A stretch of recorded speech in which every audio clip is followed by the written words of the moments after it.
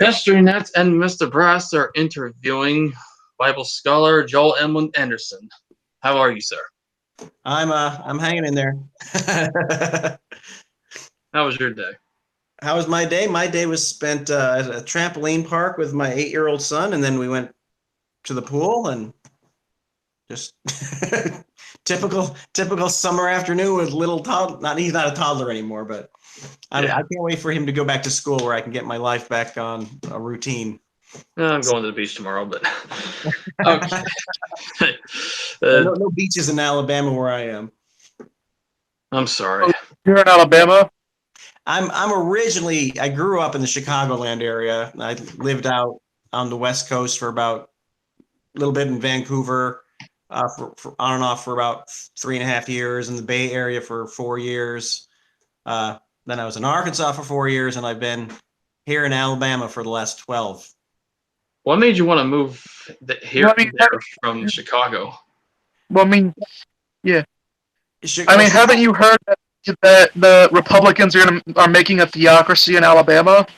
Yeah. Well, I got to say, I've been here for 12 years. It's really conservative, but I don't think it's not a theocracy. People are people no matter where they are, ultimately, in my opinion. But when I grew up in the Chicagoland area, basically I went out to Vancouver to Regent College. Well, after college, I went to the Peace Corps. Then in the mid-'90s, I went out to Vancouver, British Columbia to Regent College for my first master's degree. And then I kind of ended up staying on the West Coast for about 8 years. I was 2 years in Vancouver, then went down to San Francisco, the East Bay of San Francisco. I taught at a small Christian school there for 4 years. Then I went back to British Columbia to do another master's degree, this time at Trinity Western. And then from there, I happened to get a job in Arkansas. And then from there, I got another job in Alabama. It's kind of, life works that way. So, are we all muted? Oh, I'm good. We're letting you talk. Tell the dear audience all about yourself, your blog, and your contribution to society. Okay. Well, I guess I just gave you a little background on my educational experience. A little bit about myself. Well, where to start? Well, I already told you about some of my master's stuff. I'm almost 50, believe it or not. I've been a teacher my whole life. I taught 16 years at 3 different Christian high schools, California, Arkansas, Alabama. Now an adjunct professor at the University of North Alabama doing religious studies classes, mostly Old Testament, but I've taught a couple of New Testament classes. I also have a blog, Resurrecting Orthodoxy, at myfullname.com, joeledmundanderson.com. And I started that blog back in 2015. And basically, a lot of it has been me critiquing and analyzing a lot of young earth creationist stuff, but then critiquing and analyzing a lot of new atheist stuff. And as well, obviously doing biblical study posts, and it's my personal blog, so whatever I want to do. But mostly it's that kind of stuff. And what's my contribution to society? Oh, I don't know. Raising a kid and writing books and teaching classes. So I have written a couple books. I wrote a book about young earth creationism called The Heresy of Ham. So I still like that title. I like the alliteration. Ham and cheese. And so that came out in 2016, and then just about a month or two ago, when was it? May? I came out with Christianity and the Revolution in Worldviews. It's kind of an overview of Western culture and philosophy and stuff from ancient Greece up to the present day. Just came out with that, so you can buy them on Amazon.com. And what else? Translated the Bible, and I self-published that. No real publisher is going to publish that. That's just my personal thing. But I did that. I started back in the late 90s just to keep up with my Greek and Hebrew, and it just kept on going. So eventually I was like, hey, I'm getting pretty close to being done. I might as well finish it up and put it in a book format. So yeah, that's a little bit about me. Tell us about your conversion story and how you ended up being a Bible scholar. All right. Well, I grew, like I said, I grew up in the Chicagoland area. I'll say, if I say Carroll Stream, nobody knows where Carroll Stream is, so I just say Wheaton, and that's like Wheaton College, famous evangelical school. That's where my parents went. That's where they met, and I grew up in Wheaton. So I grew up in a very, evangelical, background, and just a normal Christian kid in the 80s. So in that sense, I grew up in a Christian home. I would say, so in one sense, I've always been a Christian. That's always been that there. But for me personally, I think it was between the summer between my junior and senior years of high school, I kind of had that crisis of, do I really believe this stuff? When you get late teens, you start questioning things. Do I really believe this stuff? And so it was at that time, that would have been the summer of 1986. I kind of had my crisis of faith, and I started thinking things through. And my sister, who was also she was a couple years older than me, she was kind of thinking things through as well. And she turned me on to C.S. Lewis' Mere Christianity. And so I read that summer. And I didn't tell anybody, but in my mind, I was like, I'm an agnostic this summer. I don't know what I believe. I want to read this book and see if there's enough to Christianity that makes sense for me to keep pursuing it. So I read that. And I also got into the music of Sting. He's still my favorite of all time. Yeah, the band leader of the Police. Yes. He had just gone solo, and his Dream of the Blue Turtles album, for me, it was what everybody has their different albums that are just like, it's changed the way I viewed the world. And so basically that summer, I read C.S. Lewis and I listened to Sting, Dream of the Blue Turtles.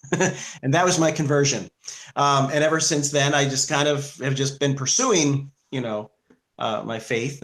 But ever since then, I've never felt completely at home, whether it was my Christian high school from that point on or various churches. I'm part of it, but there's just, I don't know, for me, when you're really trying to live out your faith, and it's kind of a journey, sometimes you don't feel at home in various churches even, it kind of depends. But I ended up becoming a biblical scholar by, I guess it started this way. In the mid 90s, right after I graduated college, I substitute taught for 2 years, which was like the worst thing ever. Nobody should be forced to do that. No. And so I couldn't get a full-time job, and I kind of hated my life, blah, blah, blah, early 20s kind of thing. And so I decided to join the Peace Corps, and I ended up living in Kazakhstan, which is literally like Central Asia, right next to China. And it was kind of an epiphany. It was a specific moment. This is my little epiphany story. I was in the city of Karaganda in my room, writing a letter to my parents about how, now I was in the Peace Corps, and I don't know if I want to do this. I'm just kind of agonizing over my life. And it just so happened, it was October of whatever year that was. And when you're in the Peace Corps, you don't have a lot of stuff. And so I happened to be listening to a Christmas tape that another Peace Corps member had given me in October. And in the middle of writing this letter to my parents, the song "O Come Emmanuel" came out. It was like a string quartet, and it was like a light bulb went off in my head. And basically, I realized ever since I was a little kid, I was always interested in Bible stories and biblical things. At that point, I realized I want to go back home. After I leave the Peace Corps, I want to go back home. I want to find some kind of Christian graduate school, and I want to really study the Bible just to learn it. Because, if you've grown up going to church, a lot of people know the Sunday school Bible stories, but they really don't know a lot of it. And I just decided I really want to learn just for the sake of learning. And actually, it was that year in the Peace Corps that I decided to read through the Bible for the first time. And again, in my mind, I thought, I'm going to read through the Bible as if not like it was the Holy Bible or anything, but just like, I'm just going to read through it like it was any other book and interact with it, ask questions about it, write my questions down. And it was that year that I read through it on my own that it really became even more interesting. And from there, I did my master's program and I got a few master's degrees, and then I got my PhD, and it just, I was content teaching high school though, but then through a string of events, I'm no longer teaching high school. And so I kind of stumbled into becoming a biblical scholar at the university level, but that's it in a nutshell. Kind of a big nutshell, actually. It was nice knowing that. All right. Oh, you go, Engine. You go.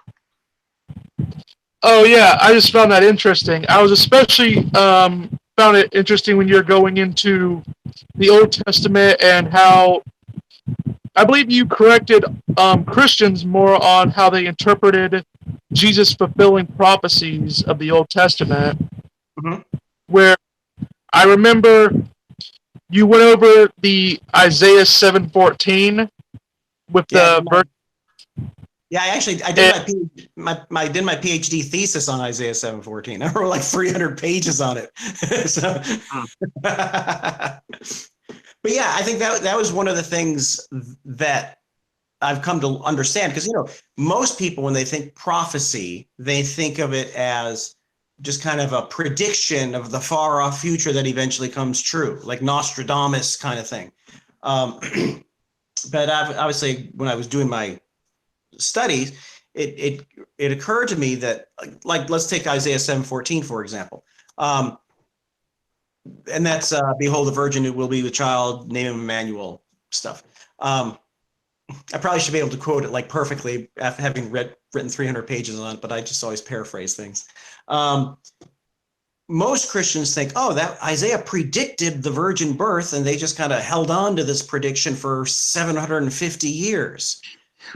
Well, when you really think of it, if after a couple hundred years of a prediction doesn't come true, they're going to disregard it, But then when you read Isaiah 7:14, it's in chapter 7, and you always have to consider the context. And the context of Isaiah 7 is something called the Syro-Ephraimite crisis, which was basically in roughly in the 740s BC. Judah was being Israel, the northern kingdom of Israel, and a neighbor king of Aram or Syria. They basically tag teamed, and they were going to invade Judah. And the new king Ahaz was freaking out. And so when you read chapter 7, that's what we're told. These two countries are going to invade Judah, and Ahaz is scared. And Isaiah comes to Ahaz, and he says, don't be scared. Put your faith in Yahweh. In fact, ask for any kind of sign you want, and he'll do it for you. Just put your faith in Yahweh. And Ahaz's response is like, nah, I don't think so. I think I'm going to call up Sennacherib. Not Sennacherib. It's the king of Assyria, Tiglath-Pileser. I think I'm going to get his help. So basically, I'm going to ask the local mob boss for help. And it's at that point that Isaiah basically says, you're ticking God off, you moron. He's going to give you a sign anyway. Then he goes into, behold, the Alma is with child, she'll give birth. And by the time he grows up, Assyria is going to get its butt kicked. When you look into the context, it has an original context. And then when you look at the larger context of that history, Hezekiah, who is Ahaz's son, he's the one who puts his faith in Yahweh, and it's through his faith in Yahweh during Sennacherib's invasion that Assyria gets their butt kicked. That's why it was then that the angel of the of the Lord struck the Assyrians with plague. Yeah, exactly. And that happened within the next generation. And what I say in my PhD thesis is that's why we have Isaiah 7:14 still, because back then they kept the prophecies of the prophets whose prophecies have come true, and they were vindicated as true prophets of Yahweh. And so they kept that prophecy. And then when you get to the New Testament, when Matthew quotes it, he's not saying, hey, we've had this prophecy lying around for 750 years. It's now come true.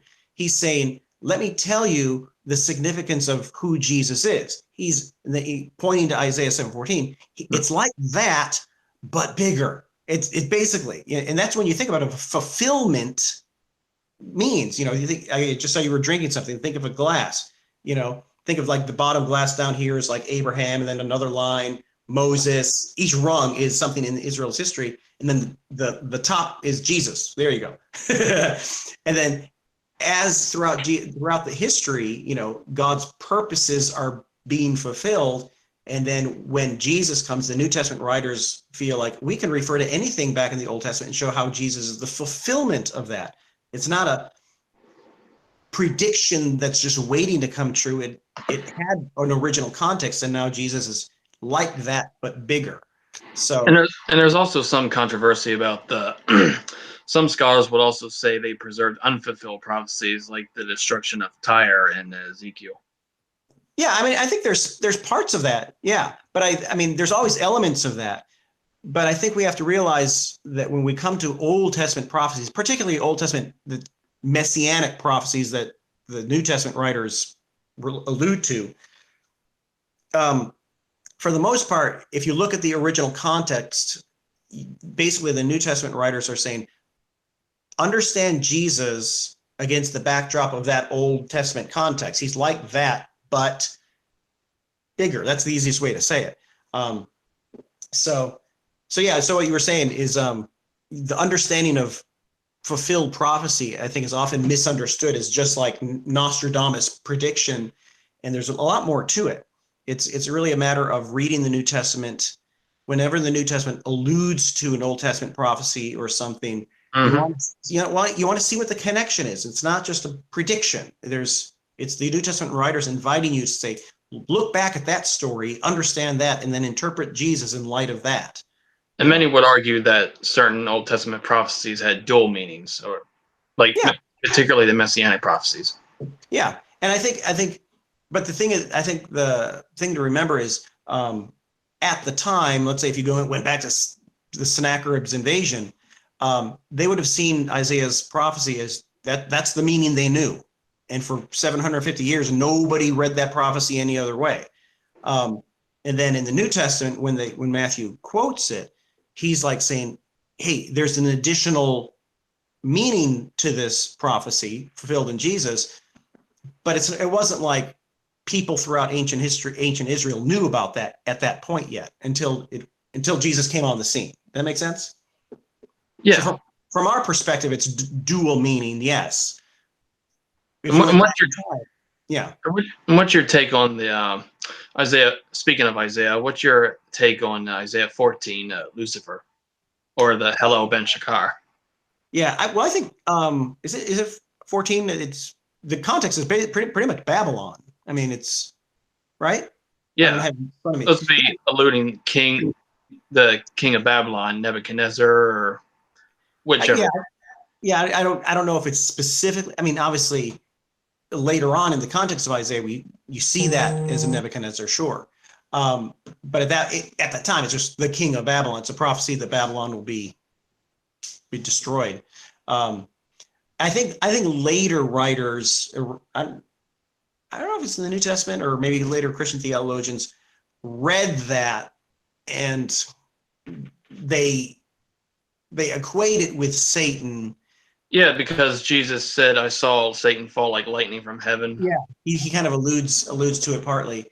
So again, I think this is where a lot of times when you read the Bible, you have, again, this is the literature major part of it. You have to realize that there's literary things going on. So when Jesus says that, I don't think he's, hey, that chapter in Isaiah really is about Satan himself in a literal way. I think he's alluding to that chapter to illustrate what he feels is the ultimate dark power in the universe, if you know what I mean. Because there also seems to be a apparent connection with Canaanite religion. Story of it usurping the God's throne. Yeah, I mean, it could be. I mean, anytime you live in a culture, I mean, we naturally make comments that are common to our culture that we just do. That's how things work, in my opinion. It doesn't bother me though. What's been the most interesting aspects about your profession? Well, teaching high school, I think the most interesting part is, after having done my my biblical studies degrees and stuff, most people who, once they do, a PhD, they want to be a specialist in college and they don't want to talk to the little people, and just the way things worked out, I ended up teaching in high school. But in a way, it was really good because I was forced, even though my specialty was Isaiah 7:14, that's the scholarly thing, is just to be obsessed over one little micromanaged point in the Bible. But then you kind of forget there's a broader context. And so having been, teaching not English, high school, and I taught an intro Old Testament class to freshmen in high school for 8 years, where I had to go through the entire Old Testament and kind of teach it to them in a comprehensive manner.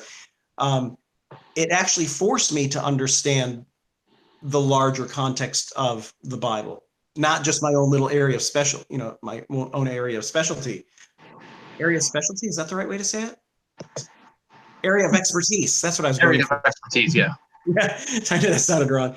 And so in a way, that was a very fulfilling thing. It forced me to get that bigger context of not just the Old Testament, but also the New Testament as a whole. So now when I go to anything specific in the Bible, I have that really good comprehensive understanding of the whole picture as a whole, back against which I can do things. And so that's a very interesting aspect.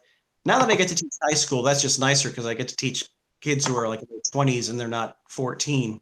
So it's a lot easier to teach now. That's just nice. But No.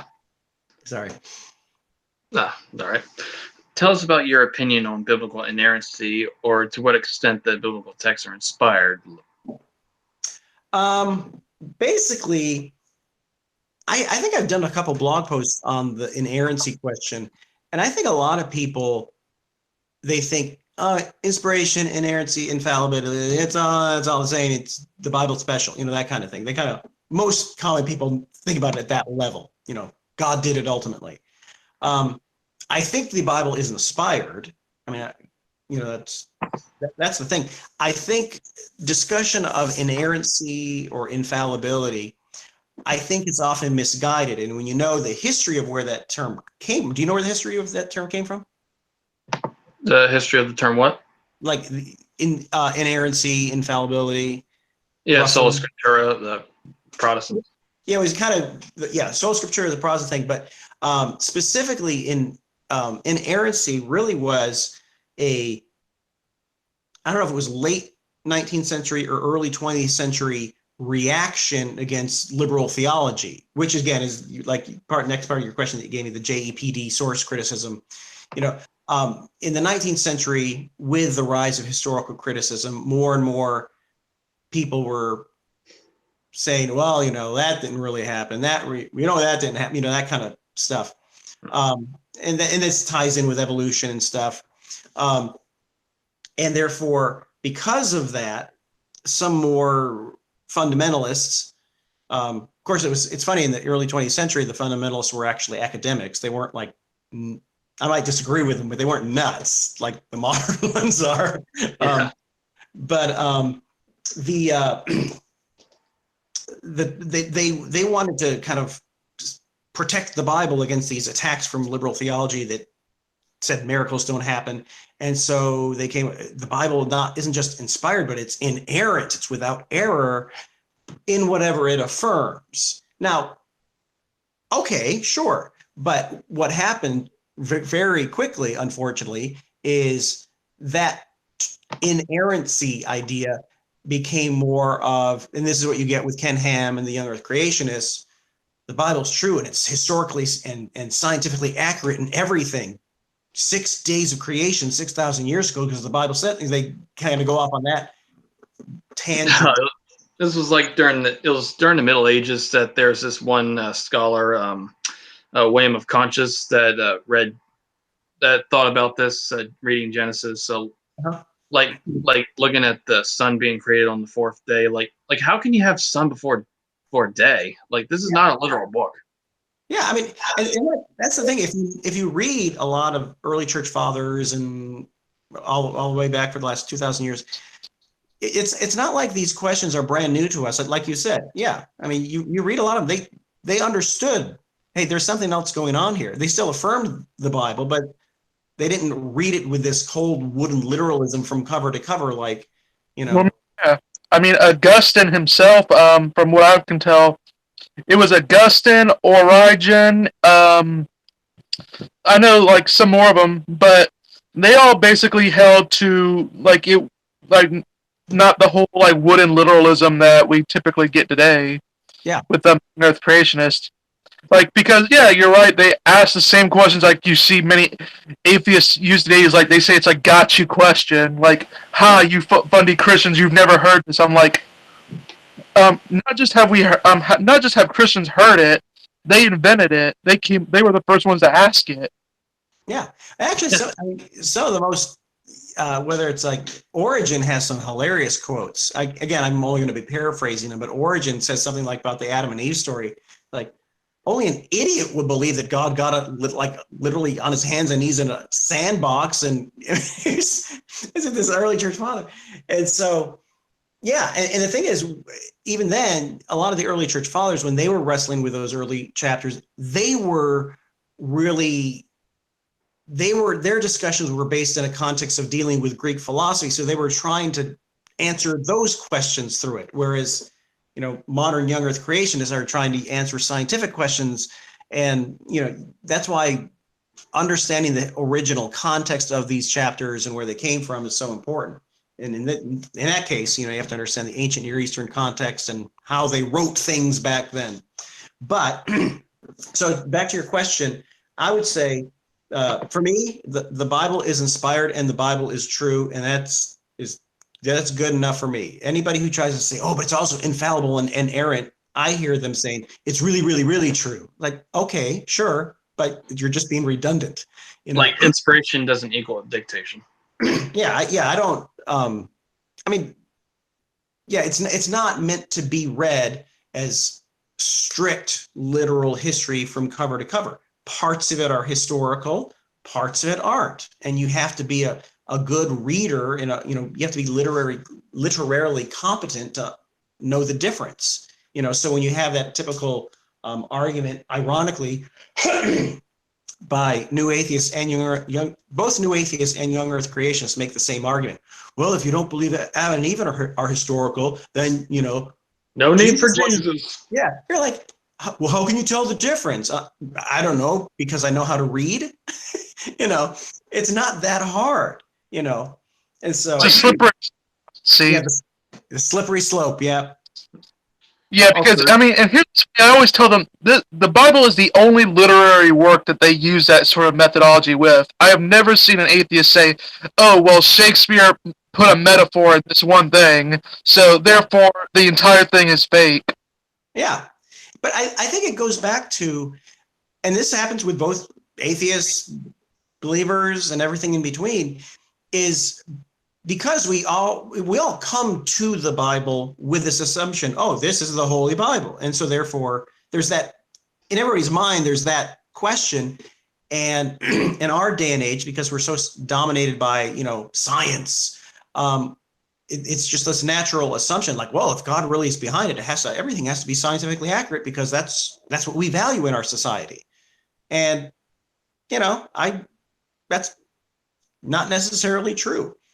Truth comes in all forms, not just scientific facts. Truth comes in through poems and stories and a whole bunch of stuff. And if you limit the Bible to being it just has to be historical facts and scientific facts all the way through, you're misunderstanding it and you're devaluing it. And I would argue the most important truths about what it means to be human doesn't come from scientific facts. It comes from, the arts and literature and poetry. And, those are the things that move us. That's why we read novels and we don't read textbooks for fun, Also, do you go, while we're on that subject, do you go for the JEPD theory when it comes to the Torah, or the fragmentary view, or supplementary, or a bit of all three?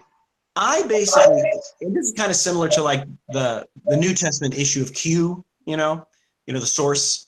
I have no problem saying that the Torah came from various sources, and JEPD could be representative sources, but it's when scholars start treating them as actual documents. There was a J document. We don't have the document. It's complete speculation. You don't know that, and I think sometimes scholars go too far with it. Same thing with Q in the New Testament.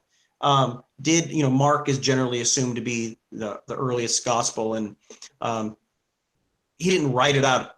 He didn't write it whole cloth. He obviously got previous sources and material from the previous 30, 40 years of the early church and put it together in his gospel. If you want to call that Q as in Q material, okay, but that's not a Q document. It's not a J document. And I think, and too often because I teach Old Testament introduction at the college level, a lot of Old Testament introduction books, scholarly Old Testament introduction books, and this really bugs me, is they don't treat the books of the Old Testament as books. They don't say, okay, this is what Genesis is about and this is how it flows together. All they do is like, well, in these chapters of Genesis, we know these verses are from J and these are from E and this is from P. Okay, great. But we don't know that. And they've kind of ignored what Genesis is about or what Exodus is about. So, JEPD material, sure. But you can't say they're documents. Well, actually, D you can, because D everybody acknowledges is Deuteronomy. But but yeah, material, yes. Documents, that's speculative, basically. What's your take on the widespread theory in biblical scholarship, which has been consensus for decades, apparently, that Yahweh was a desert storm god or a warrior god? Yeah, I don't know. I mean, this is where, and it's funny because, a lot of more fundamentalist types think I'm liberal, and a lot of liberals think I'm too conservative. Like I, for one, can't please anybody. No, I joke about like I'm where Jesus is. I think, for example, I fully acknowledge that a lot of the Old Testament writings, whether it's in Genesis or Exodus or those early stuff, I think that there's a historical root, but they're also literarily composed. And so I totally acknowledge the literary and cultural significance of how they're composed. But at the same time, I think there was some sort of Exodus. It might not have been, I don't think Exodus was we shouldn't read Exodus as Cecil B. DeMille's 10 Commandments was a documentary. Right. But I think there were Hebrew slaves who escaped and who were called by, and I obviously think, Yahweh is the real God, and it happened in some format. We're reading an account of it that has been kind of literally, put together. But I still think, there was some historical nugget to that. And so obviously they're going to understand who Yahweh is kind of through the lens of their culture, and Yahweh is presented as a warrior, as a man of war. And so they're going to describe him with the kind of language that they're familiar with. So I don't think they just made him up from a Canaanite god, but in their description of him, they're going to use language that they're familiar with. Like the most of the leading proponents of this theory are Christians and Jews, scholars who are just relaying what the Israelites believed. Mm-hmm. But also like the most militant of rabid atheists will go along with the caricature of the situation, which goes that the originally Canaanite Israelites apparently chose this one god to be their own because. Yeah. And use that as a gotcha. Yeah, and that's the thing. I don't agree with that. I really think that when they really came out of Egypt and they had some kind of encounter at Sinai, wherever Sinai is, So I don't think just Canaanites made up the God. I think the belief in Yahweh came from the Hebrews as they moved into Canaan. But call me just conservative, I guess. So then there's also the Yahweh from the South tradition. Oh, Mount Sinai in Utah. in Utah. Oh yeah, Brass. Our mutual friend, biblical history skeptic, says to turn down your volume. You're blasting the audience. All right. Well, yeah, I mean, I think that the question of the location of Sinai is always kind of interesting.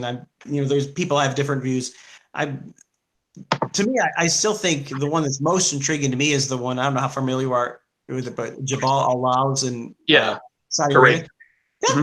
That makes sense to me. I mean, again, it's not going to make or break it, but it definitely wasn't Jabal al-Musa.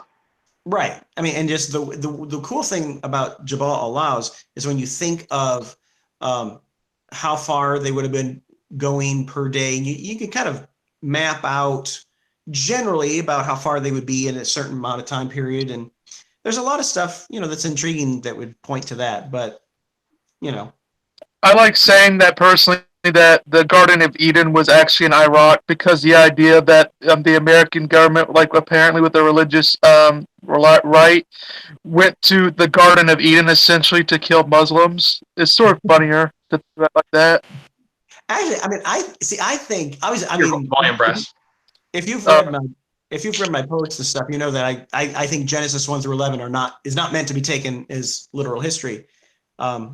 I use the scholarly term mythology, not like Richard Carrier means it, but the actual academic understanding of what that is.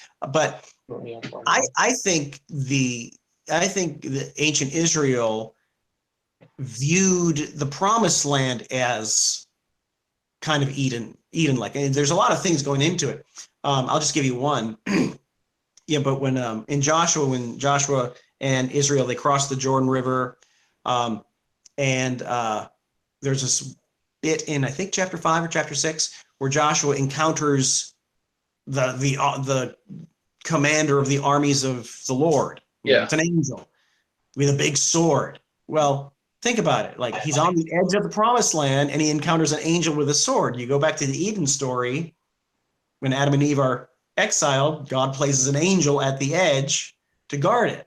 So there's a lot of literary things, and I think it's set up as to show that going to the Promised Land is kind of like going to Eden. And in over time in Judges, which was a reverse narrative to Joshua, it was they managed to turn their Eden into Sodom. Oh yeah, that whole story, the Levite and the concubine story. Oh my gosh. I love going over that story, especially with high school kids, because it freaks them out. But then when you point out that the way that's in Judges 19, I think, the way it's told, it's the Sodom and Gomorrah story, and the shocker is that Sodom and Gomorrah got destroyed because obviously those evil pagans are so blah. But then the shocker in Judges is that this happens within Israel with a Levite. They're worse than Sodom and Gomorrah, So, and that's another good example how they're telling part of the story of their history against, they're making that allusion to make a theological point. And Judges is also filled with satire. Oh, Judges is one of my favorite Old Testament books. I would never want to see it in a movie, like for real, because it'd be too disgusting. But I love reading. Well, they try with Samson. They model him as a Hebrew Hercules. Yeah. There's a lot of stories in the Bible that people misunderstand. Like with Samson.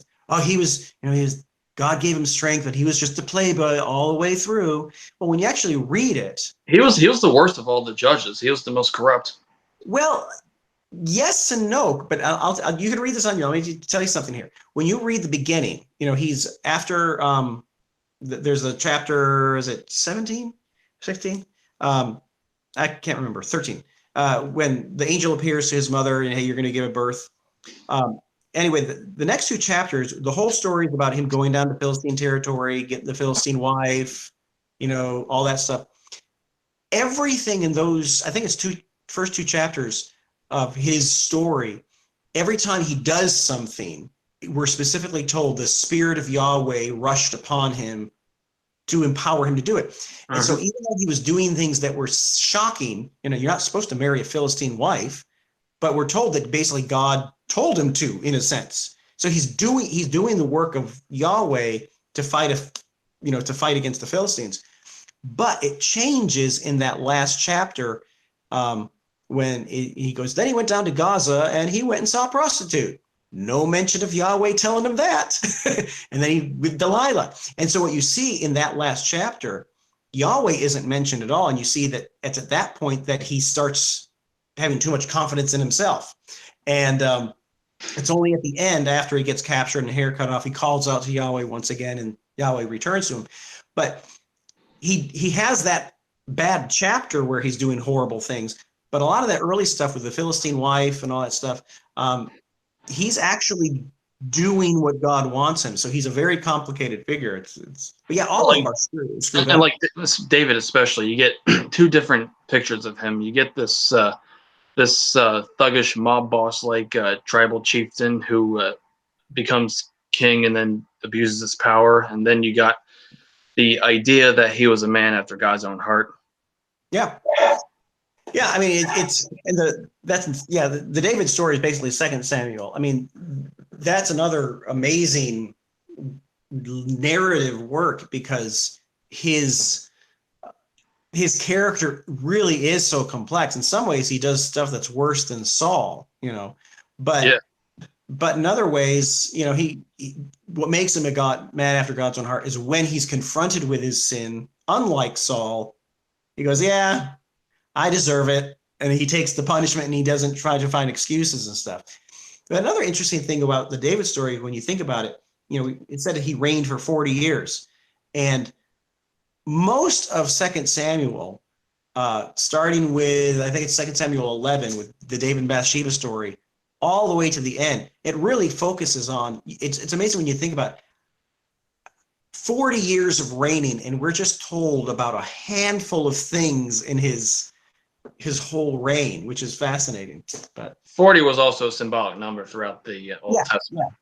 But it's just amazing that when you think about however long his reign was, what 2 Samuel focuses on is really a select tidbits from his whole reign. And Chronicles totally whitewashes his character to where they take out all the bad parts that we see in Samuel. Yeah, and the reason, and there's another academic reason why, is because it's believed that 1st and 2nd Samuel and 1st and 2nd Kings were probably written or compiled during the exile, right? And so therefore, in the exile, the natural question that the Jews have is, how did we get here? I thought we were God's people. And so when you read Joshua, Judges, 1st and 2nd Kings, 1st and 2nd Samuel, 1st and 2nd Samuel, 1st and 2nd Kings, they have a lot of bad stuff in them because it's basically like, this is why you're in exile. Look at your whole history. You're a bunch of screw ups, but then when you get to 1st and 2nd Chronicles, which was a post-exilic work. Yeah, like in the Persian period. Yeah, they're back in the land. They're obviously not doing so well.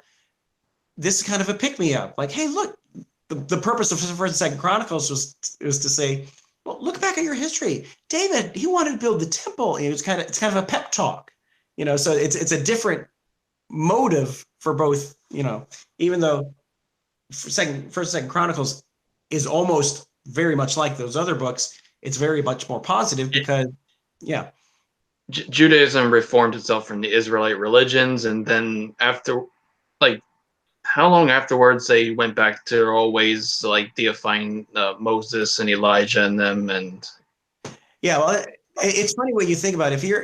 If you're Jewish and you're reading your Old Testament, it's kind of funny because you think in most religions, their holy books are going to tell them how great their ancestors were and we're special people. If you're a Jew and you're reading the Old Testament, that is a very humbling experience. It's like, oh my gosh, we are always screwing up. So yeah, that's what makes them unique. They always manage to record their fuck ups. And I mean, just remember, even Moses told his people to shut up when they were crossing the river. Oh yeah, I mean That's Moses won them dead at one point. Yeah. Mm-hmm. Oh yeah. I mean, it's a story of conflict. And in actuality, I mean, do you know what the word Israel means? Struggle with God, or God Yeah, contends, or yeah. I mean, that's what Israel is. They're God's chosen people, and He come on, get in the wrestling ring with me and wrestle with me. And that's what the whole Old Testament. That's what it's about. It's very fascinating. But what has been your experience dealing with both fundagelicals and anti-theists? did you make up that name, fundamentals? Yep, fundamentalist evangelicals. It's hard for me to say. What has been my experience? Oh my gosh. Um, well, it's kind of yeah. Like I said, I grew up in the evangelical world. You know, I kind of grew up in Wheaton. You know, I'm sorry. But it's a complicated thing. Like for the most part, like in the '80s, the evangelical movement in the '80s, you know, you're always going to have your nutballs, you know, in any movement. But my family and close friends, I kind of assumed everybody was normal, you know. The 80s and the 90s seem to be better times for everybody. But my experience with that kind of more what I call, you know, ultra fundamentalist, you know, if you've read parts of my blog, I kind of had two bad experiences at two schools over, ironically, the creation evolution thing. Both of them happened before I even knew much about it. And I won't go into detail, but basically, these other two evangelical schools I taught at, most of the time I was there, it was great. But then when a new headmaster came in, who was kind of more zealous, my views seemed to stray from the party line because I wasn't like Genesis 1 through 11 has to be historical all the way through. So my experience with that was tough because I lost two jobs over it.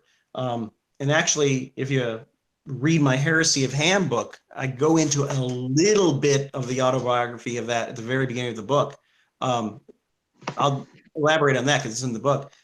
This was, you know, back in 2014, I think. My seniors, I taught a worldview class, and part of the worldview class is we had, you know, it's like overview of Western culture. So we would have a unit on Marx and a unit on Freud, and kind of try to get them ready for college. You know, that's a bigger level thing. I also had a unit on Darwin because he's like him or not, he's the really influential person. Yeah, the most influential person from the 19th century besides Marx. Yeah, exactly. And so, and at that point, when I started the unit, I think in 2009. At that point, if you would have asked me if I believe in evolution, I would have said no, because I hated science anyway. It wasn't my thing. I just kind of went with the standard evangelical, oh, evolution is atheism. But in the process of making that unit, what my goal was to present to the students all the various views and then just have them discuss, because that's what worldview is supposed to be.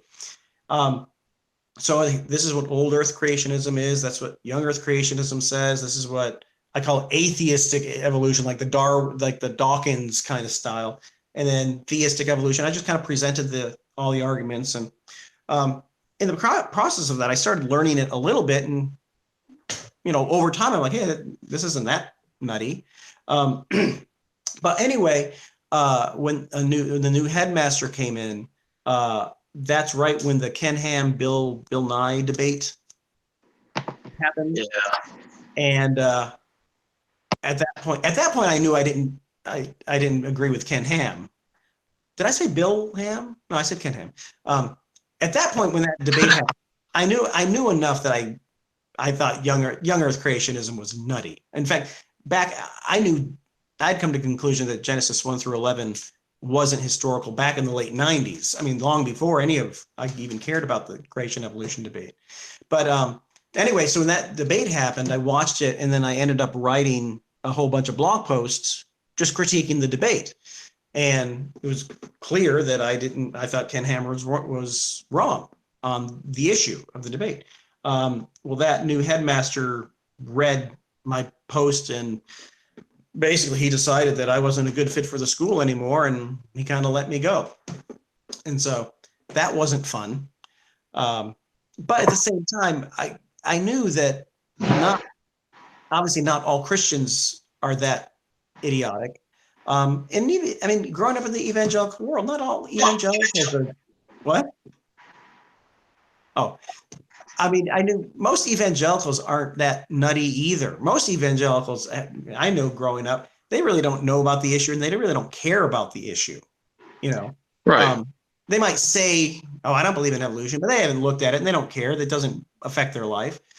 But those zealous ones, like the Ken Ham acolytes, they really are dangerous people because they think they're doing it for the right, for the good cause, and really, they're pretty bad people in my opinion. So And their equivalents, such as Dawkins, Hitchens, Harris, Dillahunty, Aaron Rod, acolytes. yeah, and it's funny because, and this is one of the things I've said in my blog probably many times, and I've said it with my Jerry Coin post, is so that happened. That was my experience with the fundagelicals. How do you say that? Fundagelicals. Fundagelicals. Okay. That was my experience with those kind. And then since then, the last 5 years, having written the book and writing my blog posts and critiquing these new atheist books, and online, I'm getting into some debates with some of those kind of extremist acolytes. It's so shocking. No, it's not shocking, but it's so telling how much alike young earth creationists and militant atheists really are. They're each other's doppelganger. They use the same kind of logic. They often make the same arguments. Obviously, they come to different conclusions, but it's the same tactics and everything. And it's really fascinating to watch. I think was it my last post on Jerry Coyne? I had some quotes, and I say, guess who said this quote, Jerry Coyne or Ken Ham? And I had like 4 quotes, and like you could not. You see that? And half of them came from Ken. Like you couldn't tell the difference because half came from Ken and half of them came from Coyne. Yeah, I mean it's the exact same argumentation, and they both hate theistic evolutionists or people like me, because I don't fit in their nice little, cubby holes, I guess. But so yeah, I think I call them. I've said for the longest time, like Ken Ham and Richard Dawkins, they're each other's doppelganger. They're the same person. So it's really only one slightly smarter than the other. Yeah, that's a tough call though. I mean, at least Dawkins knows what evolution is. Yeah. He just conflates it with. He just hasn't contributed to science in decades. Yeah, and his whole mentality as a coin. I have a PhD in evolutionary biology, therefore I'm totally certified to speak authoritatively on the Bible and theology and church history. No. So, yeah. So that it's best to stay away from both camps. If you're getting hit by both camps, you're probably right where you should be. It's like Bart Ehrman says, like, if you got lunatics on both sides screeching about how wrong you are, you must be doing something right. Yeah, exactly. Yeah, that's very true. And speaking about your strong stance against young earth creationism, like after wasting hours and days dealing with nutty Christ mythers, you are 100% correct when you compare them to young earth creationists. 100% correct. Yeah, it really is. I want to write another book at some point where I kind of focus on how alike they are. Actually, I'll tell you this. I want to use this for the title for the book, but I can't because in Australia it's really vulgar. It was basically a couple of years ago. I was in an online debate with some atheists who liked Richard Carrier and blah blah blah. And it was a long story short. It had started with I was criticizing Ken Ham, and they jumped on. They agreed with me. Then they said that some other stuff, and I said, "Well, that's not quite true." And then it just kind of evolved into like this week-long, debate. And one of the atheists was this lady from Australia, I think, and she, just started like really being vulgar and cussing me out, but with her Australian cuss words. Yeah. And she started calling me a cockwaddle, which to me that means nothing, but apparently in Australia that's really bad. So I had this idea. It's like I so want to have a book where I talk about how the young Earth creationist fundamentalists and new atheists, mythicists are so much alike. I wanted to call it like the cockwaddle conspiracy, but I don't think that would work. So I got to think of another name. You should get that. I know what you call it. Just call it the Cosmic Sperm Bank. You should get that for peer review. Yeah. Well, that's still a ways away. I have a few other writing projects that I'm working on now. I'm trying to do an Old Testament intro book and a New Testament intro book, and then like all the time I see more and more clear indications that mythicism is becoming a fanatical cult. Oh yeah. Oh, no doubt. I mean, I can't believe. Actually, what was it? A couple months ago, I think in April, I did a debate with Dan Barker at my college. It's my first actual debate. I'd give myself a C. I did okay, but I don't think it was great. But at one point, the mythicist issue came up, and I probably said this in the blog, but I basically said, okay, well, how did I put it? I basically said, okay, mythicism is to history what flat eartherism is to science. Absolutely. I mean, it's that kind of just nuttiness. It's like if you could say you don't believe Jesus is God, and okay, I understand that. I might disagree, but if you don't think he existed, you are a moron. And there's this one guy that who was debating Bart Ehrman on I think it was a while back, and somebody in the audience asked him about Jesus' existence, and he said to them, I can't remember the guy's name, but he said to them, like, you can be an atheist, it's okay, you just can't be a stupid atheist. Yeah, basically. Yeah, and I don't understand how people can come to that conclusion. It's psychological. Reason has little to nothing to do with it. Yeah, it's kind of like people who think we faked the moon landing and flat earthers. It's kind of a weird psychosis. I think it is that when you have a group of people that hate something so much, they just want the entire thing to be as false as possible. Yeah. Even if it means you have to go into absurdities to make it more false. That's very true. Yeah, and you see that with mythicisms, and then again you see that with people like Ken Ham. They say some stuff that's just insane, But yeah, it's very very true. I mean, you have to just remember, man, that a pine tree can give birth to an elephant. Oh yeah, obviously. Yeah, I remember when I first started at the high school. My last high school. I started there in 2007. I think in 2008 there was a student, and she gave me this video by this guy named Ken Ham. She's like, "Oh, my dad really likes him," and I looked at. I had never heard of him before, and I watched the video. And again, I grew up in Wheaton, Illinois, within evangelicalism. And all of a sudden I hear this Ken Ham guy, and he's making these claims about the Bible. And I'm like, this is absurd. I mean, and I grew up in evangelicalism. It had nothing to do with the evangelicalism I grew up in. But yeah, it's really interesting how that is. But anyway. All right. Yeah, what's the experience been all around? Of what? Dealing with the young Earth creationists and Christ mythers. Oh, I got at this point it gets kind of tiresome. When you're first getting into it and you're learning about them, it's kind of fascinating to learn because it's so nutty, Yeah. But after a while, like I can't remember I think earlier this spring I did a few posts on something Ken Ham said. But when I started my blog in 2015, I was writing about Ken Ham a lot because I was researching my book, and it was like. But in the last year and a half, it's just you get to the point where like, what's the point of writing about them? It's once you figure them out, it's just the same old, same old. Like you can't reason somebody out of a position they didn't reason themselves into.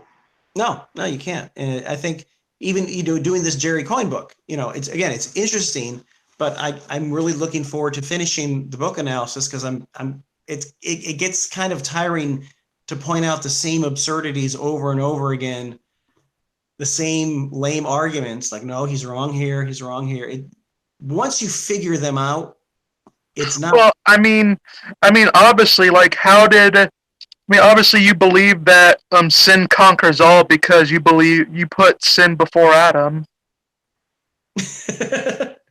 Well, I mean, the thing is, and that's another thing, and it came to like bring it around to the Mere Christianity book by C.S. Lewis. At one point, he talks about people who throw up such an absurd caricature of God and then attack that, and if that's all of Christianity, and then as soon as you try to explain it's a little more complex than your stupid caricature, they start complaining about how there really was a God. He would make things easy. And C.S. Lewis said something like, whenever you beat people like that, it's best just to you're just wasting your time. Once you realize that's what they're doing, Like these rabid anti-theists will tell you that they used to be Christians. Like about 95% of them will tell you they used to be Christians or devout Christians. But if they're not lying, you can tell that they came from these extreme right-wing fundamental groups. But then they'll turn around and say that you worship a sky daddy. Like, you worshiped the sky daddy when you were a Christian? Yeah. Well, that it is very telling, because a lot of them, like Dan Barker, they used to be those ultra fundamentalist types, with a very simplistic, not critical way to assess things. And then at some point they realize that's wrong, but then so they go to the other end of the spectrum, but they maintain that same mindset because that's how they process things. And it's, in a way, it's kind of sad because they don't see it. But It gets amusing at first, and then it gets sad. yeah, it's very intriguing. It's at first it's fun to argue with it because you're making your argument. Yeah. But after a while, it's like it does get sad. So yeah, when I finish the Jerry Coyne book, I'm going to look forward to maybe doing some other posts that might be a little more, I don't know, I want to say uplifting, but just not so depressing. You might want to take a sabbatical before responding to a Goodbye Jesus. Yeah, probably. Well, I did the Dawkins, Hitchens, Harris book, a good 8 years ago, and then took a break, and then really this year I did 2 Dan Barker books and the Jerry Coyne book. So yeah, probably for this year I'm probably new atheist out for this year. I catch my breath. Maybe I'll do something later, but I mean, people enjoy what I write about that stuff, because I think a lot of people, when they read or they come across those type of arguments, they know there's something wrong with those arguments, but they don't know how to address them. It's the same thing with a lot of even fundamentalist arguments, or how they read things. So what I like to think what I'm doing that's helpful is, I'm reading the book and I'm teasing things out and I'm making arguments of what's wrong about it. And so hopefully people read my blogs and they go, okay, yeah, that is right. That's what's wrong with that. I can articulate that. So hopefully it's doing some good. So. Yeah. Any questions, Brass? No, I'm actually pretty good. It was nice being able to get Joel's views on a lot more stuff. It was interesting, got to learn some more stuff. What about you? Time to read the live chat for a while. Time to what? Time to read the live chat for a while. Questions, comments? Oh, I can't see any of them. I'll read them. Okay. Utopia Buster says, I know how you feel. Hard finding a church with people who actually are cool and intellectually stimulating. Yeah. Well, my journey in that regard is, I won't go into the whole journey, but basically back in 2005, when I was living in Little Rock, I started going to a Greek Orthodox church. And I loved that. Again, maybe it's the artistic, poetic, literary side, but the icons and the incense, and just the thing I like about the Orthodox Church is that it just focuses on those, I would call, creedal fundamentals of the faith. They don't get into, all the other stuff. And so I actually joined the Orthodox Church back in 2006, but then a year later, I moved to where I am now, and there's no Orthodox Church within 70 miles. So I'm kind of like an Orthodox in exile. So I'm currently going to a Methodist church, which is a good little Methodist church. But yeah,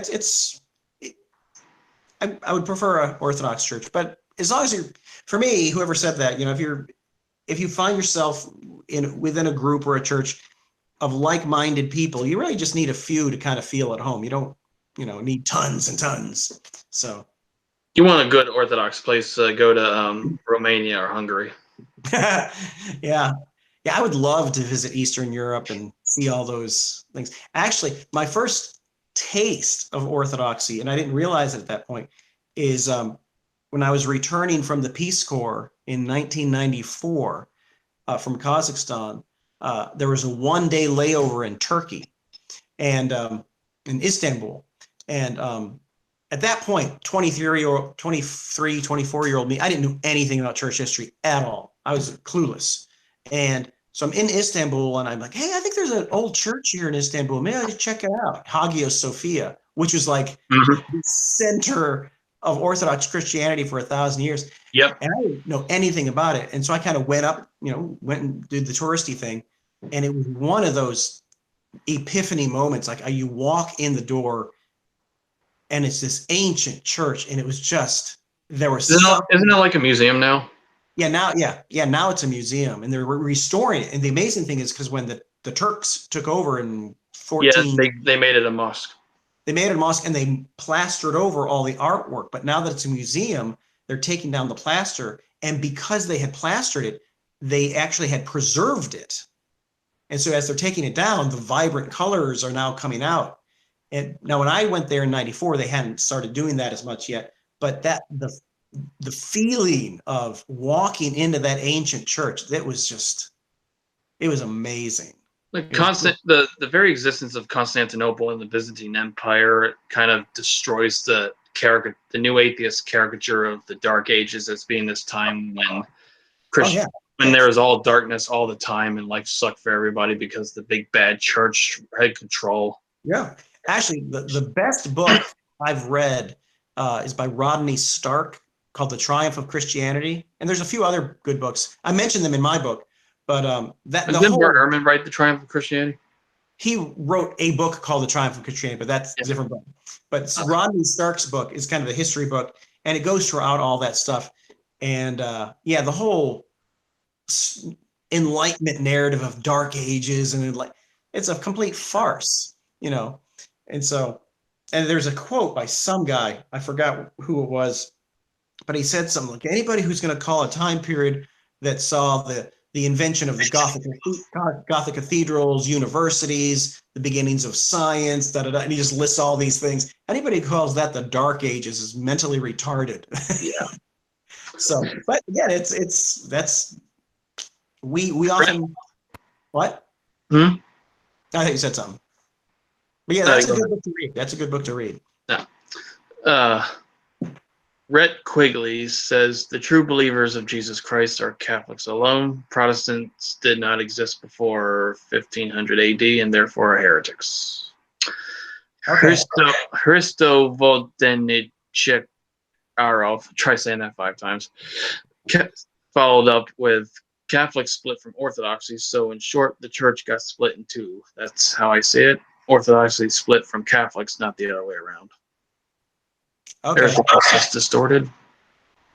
Yeah, I think I'm gonna disagree with that one, but again, I'm not one of those, like I grew up Protestant, I became Orthodox, and I know some Protestants who become Orthodox, then they want to say everybody else is a heretic. I don't think that. I think there are genuine Christians in Catholicism and Orthodoxy and Protestantism, and I think Orthodoxy preserves the heart of the early church faith better than anybody else. But I think Christians in all those branches. Utopia. A lot of fakers too, but I think you're going to be a Christian in any one of those branches. Utopia Buster says, as John Lennox puts it, scientific axioms are descriptions, not explanations. Yeah. I mean, what I say, especially with the creation evolution debate, whenever evolution is basically describing the natural processes that gave rise to the varieties of life.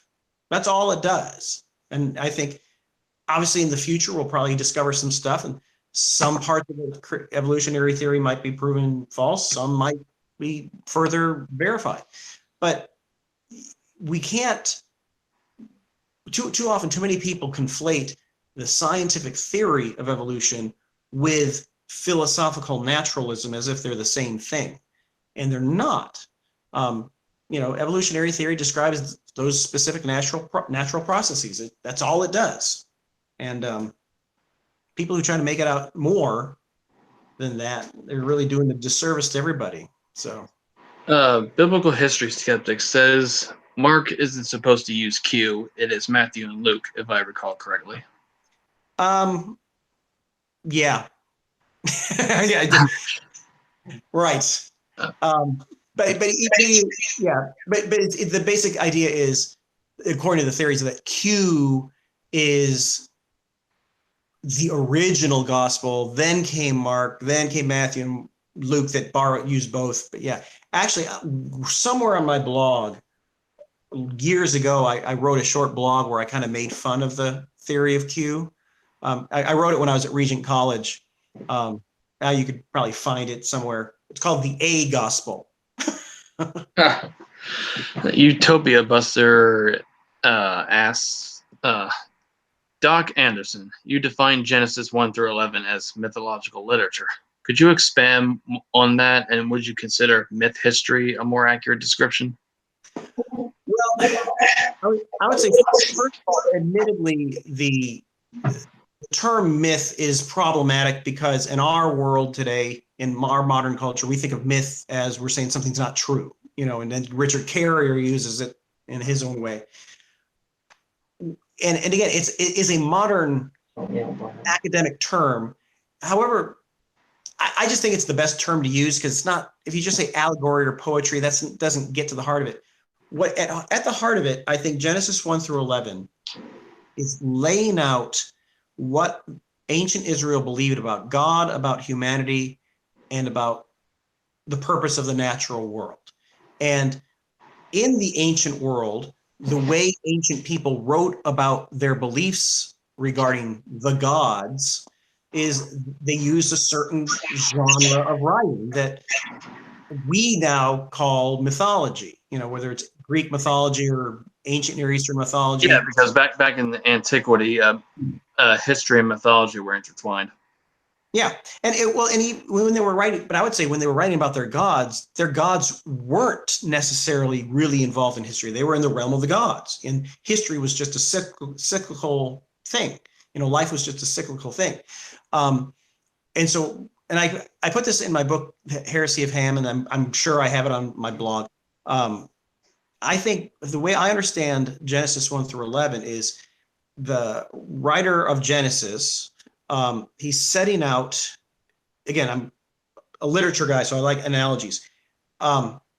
Genesis 1 through 11 is kind of like setting up the stage upon which the history of Israel is told, but the stage is not the play itself, And so Genesis 1 through 11, and you really see this in the early chapters, it's setting out the basic beliefs about who God is, the nature of mankind, that we're in God's image, but we're sinful and we die, and therefore we need salvation.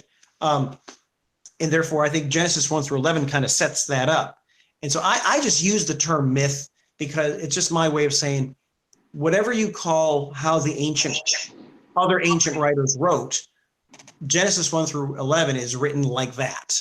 Like the Christ mythers, we used historicized myth, but the other way around in the case of the biblical text would be mythologized history.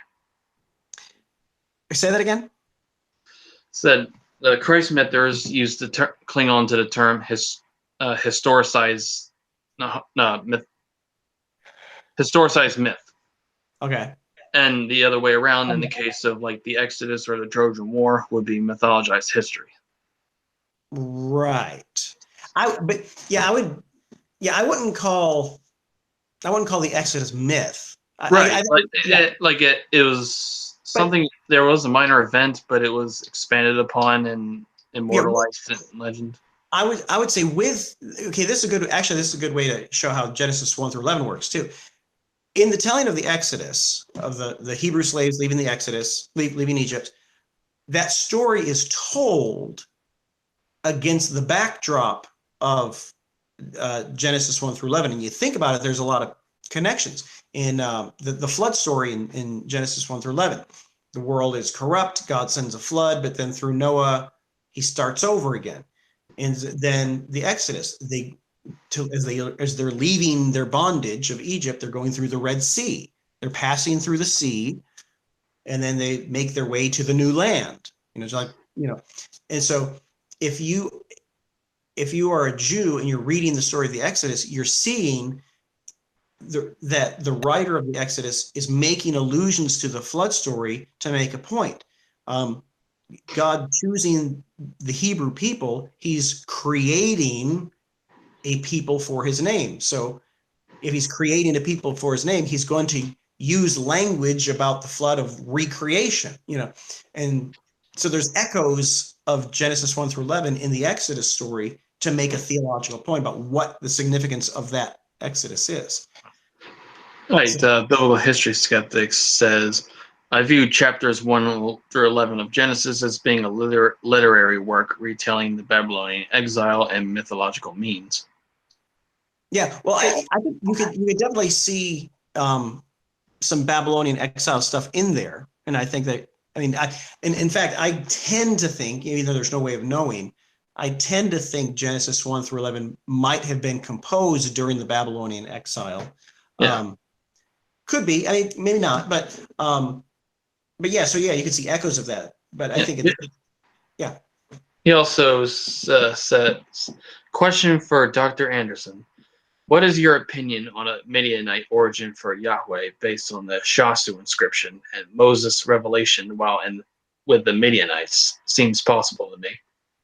Well, I don't know much about that specific inscription. I can't. It's about the inscription during the reign of Amenhotep III, if I remember, the father of Akhenaten, which references Bedouins in the Transjordan called the Shasu, and one of them being the Shasu of Yahweh. I didn't know about that. So since I didn't know about that, I don't know how much I can really comment. But other than it kind of was similar to what we were talking about with the Canaanite stuff. I think their understanding of Yahweh obviously was shaped by their culture, and so I'm surprised if there's some kind of influence in the way they viewed him that way. But yeah, I really don't know. All right. Let's see. Rhett Quigley says Jesus says to eat his flesh and drink his blood in John 6:54, and 1 Corinthians 10:16, the chalice of benediction which we bless is not the communion of the blood of Christ and the bread. Anyway, he follows up with the Bible irrefutably teaches that the word of Jesus Christ at the Last Supper, this is my body, this is my blood, is literal. Yeah, I agree. And the Orthodox take that, because Catholics are transubstantiation, Protestants are like, no, it's just symbolic, nothing else. And the Orthodox, and I kind of like the Orthodox view. They basically say, well, yeah, he says it's his body and blood, and so okay, we're going to leave it at that. We're not going to try to figure it out. They call it the mystical. They call the Eucharist in the Orthodox Church the mystical supper. So they say, yeah, it really is still wine and bread, but it's mystically his body and blood. And we're not going to tease it out beyond that, because we're just going to stay with the text and we're good. Which again, I kind of like. That doesn't try to do more than it says. So. And Utopia Buster says Barker is an evil gnome misotheist. Who? Barker. Oh, Dan Barker? Yeah. And who is he? Did he say? He says he's Bob Barker. Says he's an evil gnome misotheist. Gnome, like garden gnome? Garden gnome. Okay. I don't know what that means, but I'm sure it's not a good thing.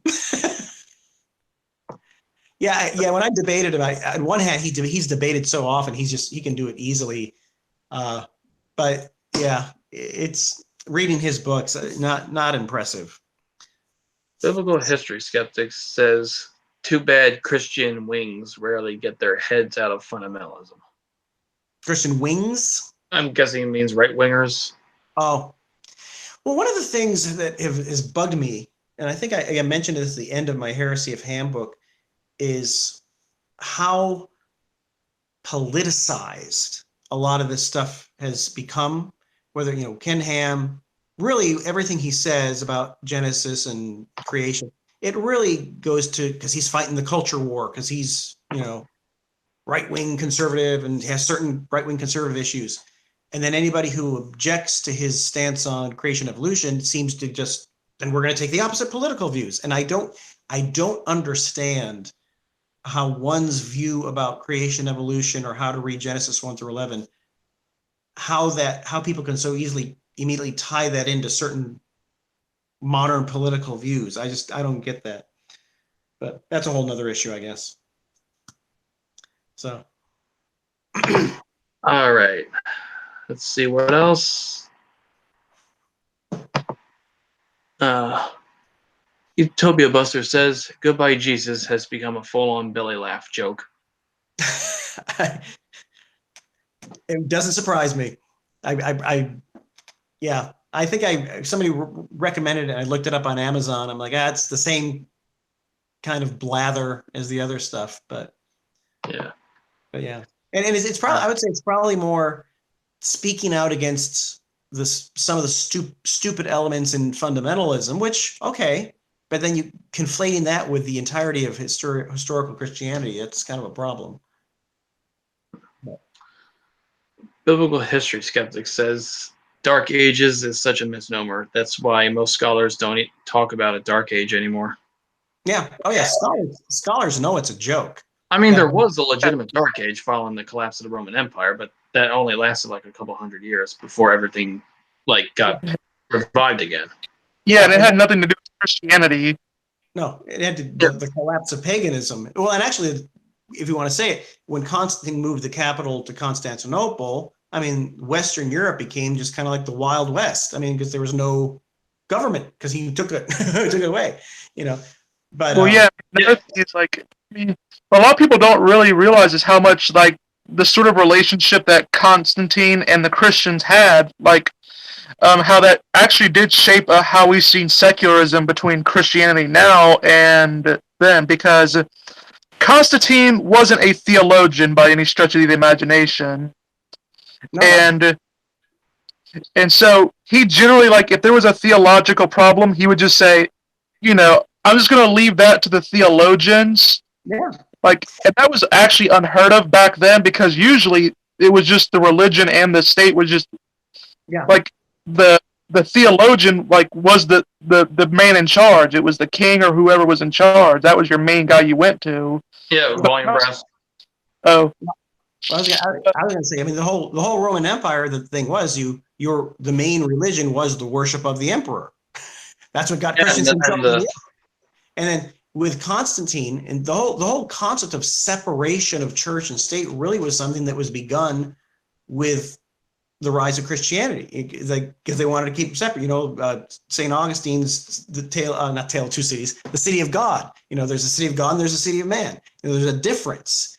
And they wanted the church to be the conscience and, to keep the government to account, but it's not the same now, but yeah, the more you learn about the history of that time, and then, the Rodney Stark book is fascinating, The Triumph of Christianity. And there's also God's Philosophers.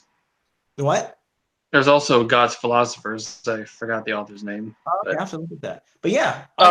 James Hannon. I actually have him as a friend on Facebook. Not Facebook. He's a follower on Twitter. Biblical history skeptic says, "Tell Dr. Anderson if he does anything on Christ Smithers, I am more than willing to help out. I have hundreds of sources, including many that Carrier misrepresents if he wants them."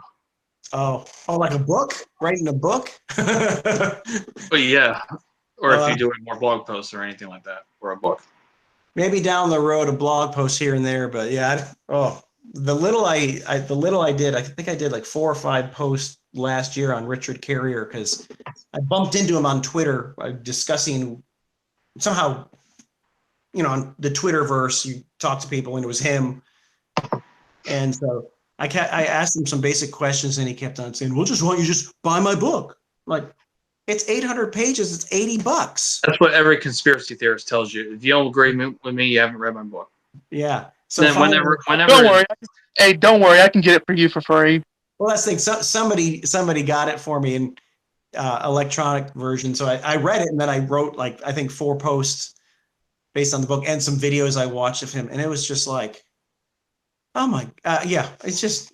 When his low IQ, uncultured followers on Twitter just summon him in a Twitter thread, he'll just stroke his own dick the whole time about having a PhD and a peer-reviewed book. Yeah, well, that's another ironic similarity between him and something like Ken Ham. They're always like, Ken Ham's like, "Oh, we have peer-reviewed people at Answers in Genesis. Did I tell you they're peer-reviewed? They're peer-reviewed." Well, that's exactly exactly. It's like, okay. People have such this fetish with peer review. I mean, barbers get peer reviewed. Well, literally, like Ken Ham, for example, they're peer reviewed. But basically, what that means is like somebody who works at Answers in Genesis wrote an article, and everybody else at Answers in Genesis read it and reviewed it. That's literally like 8 people. And then Richard Carrier, the same thing. Like, oh, my book was peer reviewed. Yeah, but his was dubiously peer reviewed by a now disbanded 2-man band who were known for publishing crackpot material. Yeah, that's what I was going to say. His was peer reviewed by like 2 or 3 nuts. Like, okay, and that's the thing. Like, I've written a couple books, but some people have read them and great. I'm not going to they're peer reviewed. Who cares? If you read it and like it, great. If it's convincing, it's going to be convincing. Darth Calculus says, "Sorry I'm late." Yeah, you're always late. Is this getting recorded, by the way? No, we're live. No, but you don't record it at all? No, we just go live. Oh, okay. That's fine. I was going to say if you record it, give me a link, but you didn't, so who cares? It doesn't matter. Utopia Buster says, John Locke developed the concept of separation of church and state. Well, I don't think he originated it, but again, in that time period, before him, when Martin Luther broke away from the Catholic Church, he appealed to the secular rulers.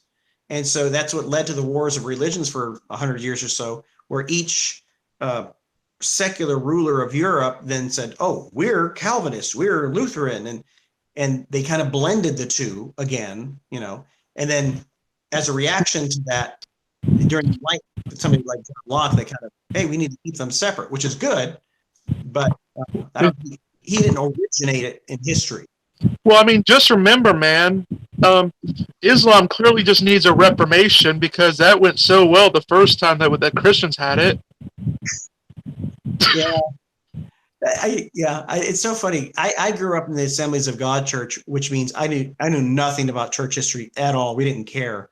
And the more I learned about church history, the early church stuff, the Orthodox stuff was really interesting to me. But once I got to the Reformation, and all of a sudden you have thousands of different denominations arguing over everything. I just it's not impressive. So, but yeah, I mean, that being said, I mean, when Luther did break away from the Catholic Church at the time, there was some real corruption in the Catholic Church that needed. Yeah, the Reformation at the time was needed, but what followed was uncalled for. Yeah, and I would say it's because you got the St. Bartholomew's massacre and all that shit that followed. Yeah, well, it's because like the concept of sola scriptura sounds great, but it's heretical. If you don't have it rooted in the tradition of the church, and if you don't consider how the early church viewed things, anybody could open up a Bible and make up anything. And that's the problem. That's what led to all the denominations. So, but again, I mean, there's some good stuff came from it, but. And that's what we have young earth creationism from. Yeah, that's that.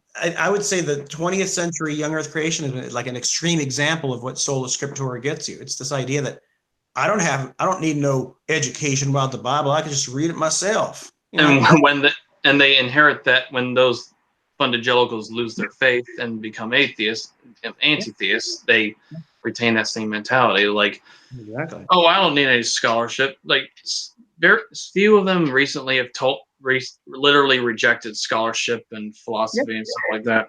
Which is very similar to what Ken Ham does. Yeah, I've had both young Earth creationists and new atheists like, oh, you think you're so? What about you? Your smart theology, you Mr. Scholar. They're like, okay, so you're clearly don't want to learn.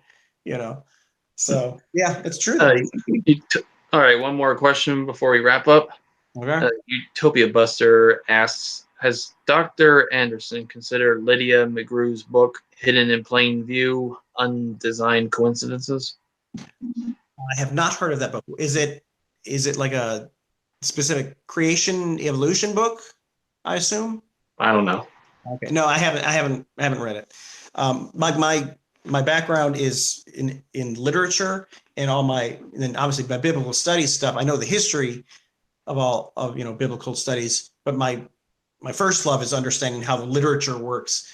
I've only gotten into the creation evolution debate the last few years, and even that, the parts that interest me is the impact it has on theology. When scientists start talking about all the nuts and bolts of, my eyes glaze over. I'm not a scientist. I know enough. I mean, I'm competent. Utopia follows up with same argument atheists make who say they've read the Bible. You can't just read the Bible. Yeah, that's what we're talking about. Yeah, if it's just and she says, he says, no, she makes connections with obscure historical references in the Bible. That's what the book's about, I guess. No, what's the name of it again? Hidden in Plain View, Undesigned Coincidences. I remember I actually joked with an atheist I was trolling them really, because they had said this, I read the Bible from front to back when I was 12 years old. And I said, yeah, and the problem is you haven't done that with another book since. and you were 12. Yeah. One more comment. Jack Simino, Dolphin Avatar, says, speaking of fundy atheists, I know an Orthodox Christian who witnessed a new atheist yelling to a girl at the mall that there is no God, Santa Claus, and life after death. Yeah. I don't know. When you get some people who are kind of off their rocker, you get stuff like that, I assume. But yeah, I looked up on Amazon that book that person mentioned. I'll take a look at it, but yeah, I haven't heard of it yet. Anyway, we should be wrapping up. Any closing thoughts? And tell the dear audience where to find you. Okay. My closing thoughts is, hey, this has been fun. Good conversation. You can find me at my blog, Resurrecting Orthodoxy. It's joeledmundanderson.com. I try to write fairly regularly on there. You could ask questions via that. Obviously, I know I have Facebook and Twitter and Instagram, but I hardly ever use the Twitter. I mean, Twitter I sometimes use, but I don't. The only thing I use Twitter for most of the time is just to post my blogs and occasionally make a comment. But yeah, if you want to, you're always check out my stuff on Amazon. Like I said, I have a couple books. If you want to learn more about the creation evolution debate, my Heresy of Ham book is good. If you want to learn more about kind of the history of Western culture and stuff, my Christianity and the Revolution of Worldview. I should know that title. I have to keep on looking for it. That's good. And that's how you get in contact with me. Pretty much. I implore you go to Edmund Anderson's blog. It's criminally undersubscribed. Also, yeah. Also, I'm not a good salesperson. I need other people to promote me. Well, just do what Carrier does. Promote yourself.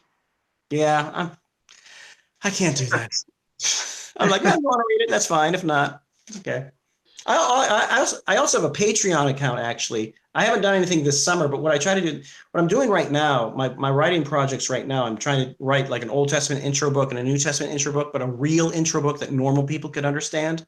You know, because a lot of intro books written by academics, they're like this big. There's too much information. And so I'm trying to write two books that are more user friendly. And I set up, because I'm just an adjunct at this point, I set up a Patreon account, you know, if you want to donate. And then what I tried to do during the school year is like every week come out with like a little 15-20 minute video about something biblical that I've been working on, you know, kind of. So you can do that. I'm sure you can find me on Patreon. It's just Joel Edmund Anderson. That's small, All right.